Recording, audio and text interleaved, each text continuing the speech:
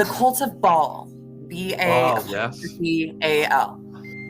My family masqueraded themselves as Jewish publicly, but behind closed doors, at Passover dinners, when I was drugged, would admit, we are Satanists. They told me that we belonged to the cult of Baal, B-A''A''L. They told me this with consistency while I was being abused. Now, what you can look up about the cult of Baal, information that is publicly available, is that it is thousands of years old. It is a Phoenician satanic fertility cult. And publicly, it's supposed to have been eradicated. But to my knowledge and my experience, it is not. This is what people perceive the Illuminati to be. It is a group of elites that practices forced and uses these crimes to control people. They happen to have a huge reach over politics and entertainment. To answer your basic question, why my family does this, because it was done to them, because having one man bear as many children in a generation as possible and forcing them through these traumatic events, they believe it creates a stronger bond, that creates more loyalty, that it keeps people from talking. And for the most part, they're right, because I'm the only one of my siblings who has directly spoken out about this. There are people who have hinted at it in their music. Of course, Justin Bieber has talked about being assaulted by Usher and Justin Timberlake at P. Diddy's parties, but I don't think it's a coincidence they've only gone after Sean Combs and not his other alleged perpetrators who were born into the bloodline.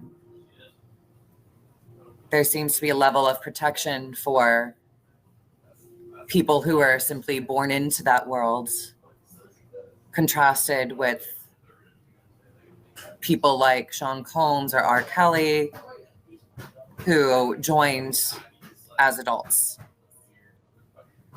But I was not in the boardrooms. I was a child on drugs. So I can't tell you exactly who organizes this, exactly how it happens. It's just speculation and memory. And yeah, you're a very powerful speaker and you're very well researched. And we've had a lot of survivors come on, and we salute you, for the level of detail and knowledge that you have. I think it was David Icke who woke me up to the ancient cults and the bloodlines that continue to these generations. And I think you're the first survivor, perhaps, who's actually detailed how that has continued over the ages. So if you could maybe expand on that a little bit, I think the viewers would find this fascinating. What specifically would you like expanded on? So what was the cult that you mentioned earlier, the ancient one? The cult of Baal, B-A''A''L. Yes. Yep. I know very little about it. My family masqueraded themselves as Jewish publicly. But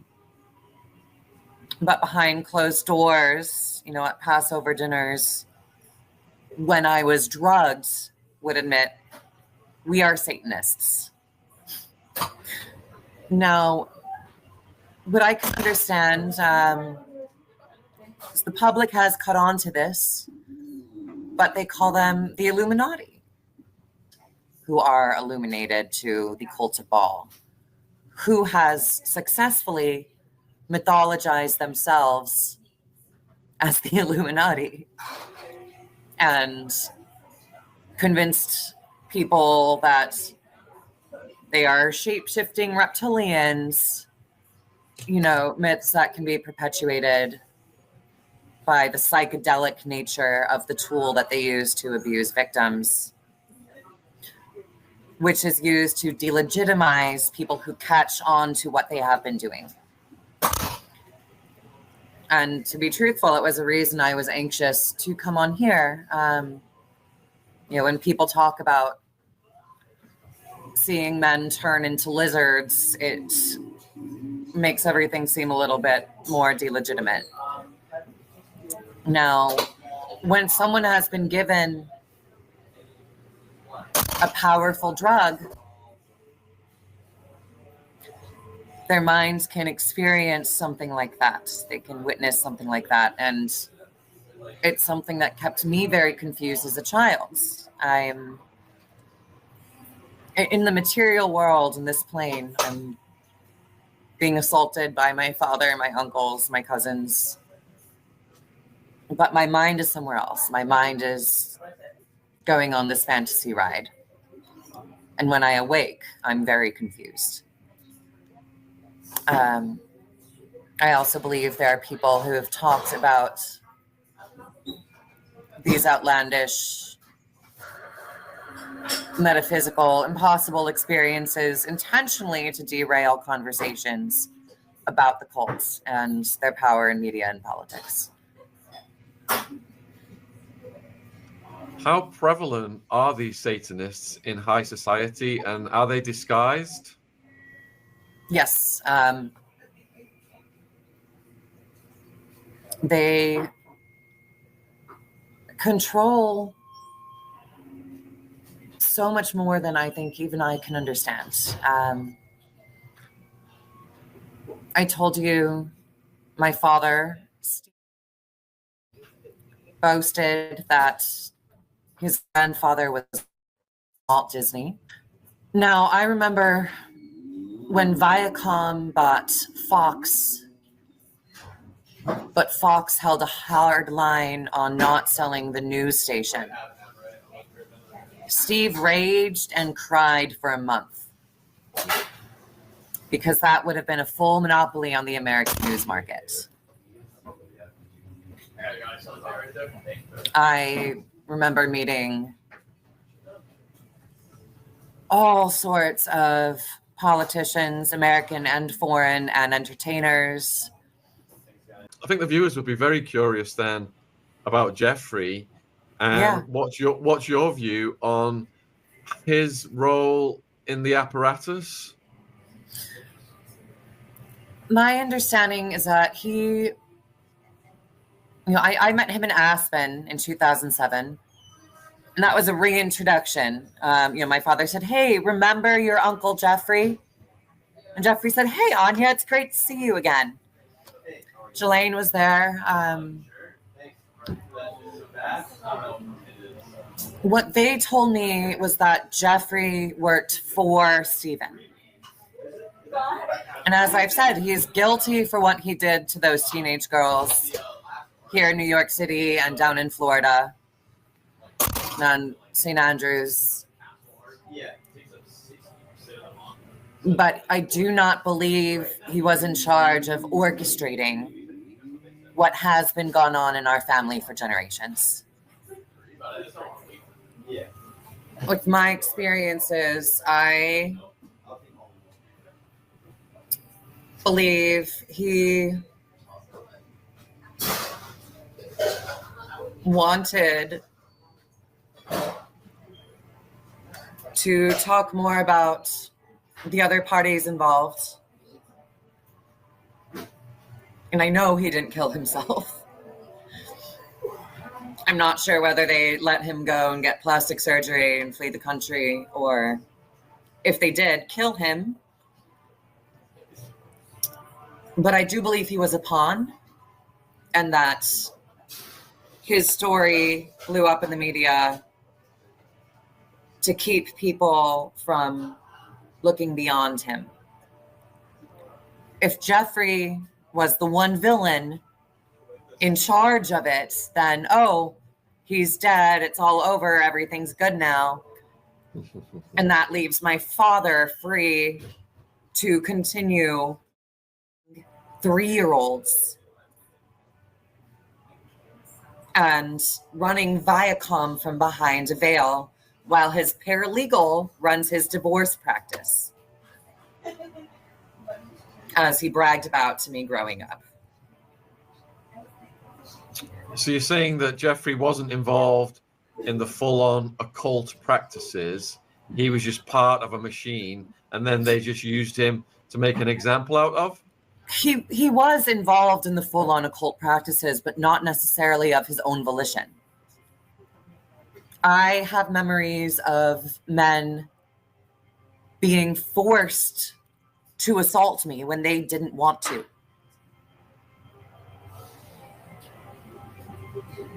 I remember one man, this brilliant comedic actor, actually his better dramatic work.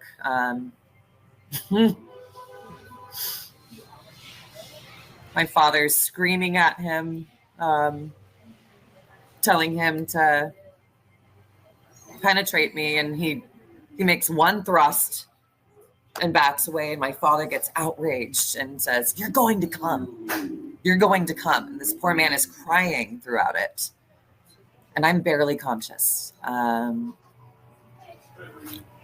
Jeffrey may have been involved in the full-on occult practices, but he's not one of the hardcore of this sickness where they are actually attracted to small children. Yeah, Lady C mentioned that as well, about a hebephile or something versus. So in terms of Maxwell then, who do you think, what do you think her role was? I think she enjoyed it, much like my stepmother did. I think she is as guilty of as Jeffrey was. But I didn't know her very well. I don't even remember a conversation with her. I remember seeing her. I think she got off on the power of it. I think with men who engage in hebephilia, it's more of a sickness that arises from their own abuse. My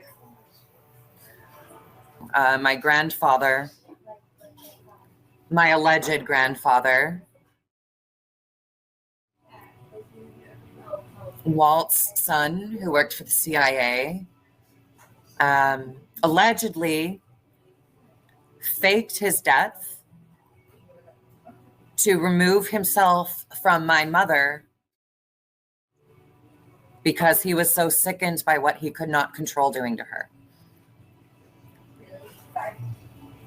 I contrast that with my stepmother,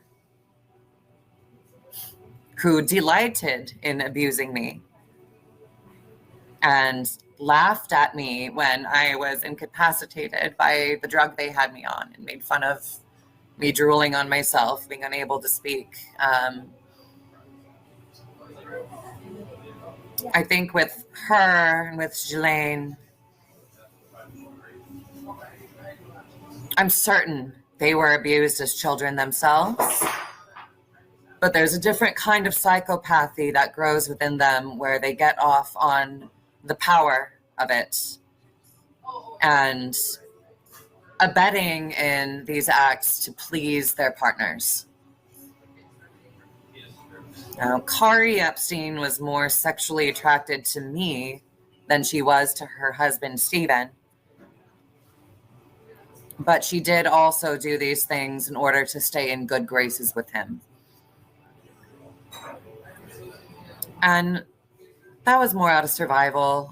Kari was a very broke cellist in her early adulthood with no familial support, whereas Ghislaine also comes from the aristocracy. She had access to her own funds independent of Jeffrey. So I can't speculate too much on what she gained from it out of psychopathic pleasure and sadism.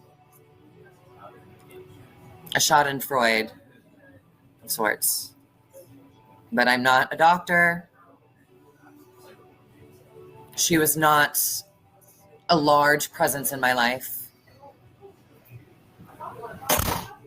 And that speculation on her personality is primarily based on what I know about my stepmother. So would you say then that some of the techniques used on you would be classified under the MK Ultra program? Yes, absolutely. Could you explain that? Could you explain that for viewers who are not familiar with MK Ultra? Okay. These drugs were administered to me when I was an infant. Macro doses were given every single time I was assaulted. And I was kept on micro doses the rest of the time in my waking life, to maintain some control, some separation from my peers. I actually didn't realize until very recently that I was kept on micro doses, that I was kept on a small dose in my regular waking life. Upon analysis of what would happen when I went on school trips away from Denver for a few days at a time, we would take trips to Washington, D.C. or New York or California. On those trips, after 3 or 4 days, I would actually start getting along with my classmates. And they'd be amazed. They'd say, "Wait, Anya, you're really cool and fun. And we like hanging out with you." And I would end up being the center of the group and not understand why suddenly I'm connecting socially. But then we'd go back home. I'd see my family again. And the next time at school or at synagogue, I'd feel in my own weird little bubble again. So I was put on these large doses designed to knock me out when I was assaulted. Small doses to keep me complacent the rest of the time.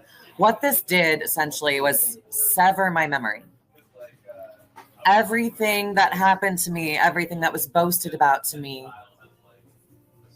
that occurred on those large doses was locked away in what I thought was a nightmare fantasy world. I was primarily unconscious for the physical assaults. And if I was awake, I was so high, I thought it was my own nightmares. This ensured I wasn't going to go telling anybody about it. This ensured I thought I was sick.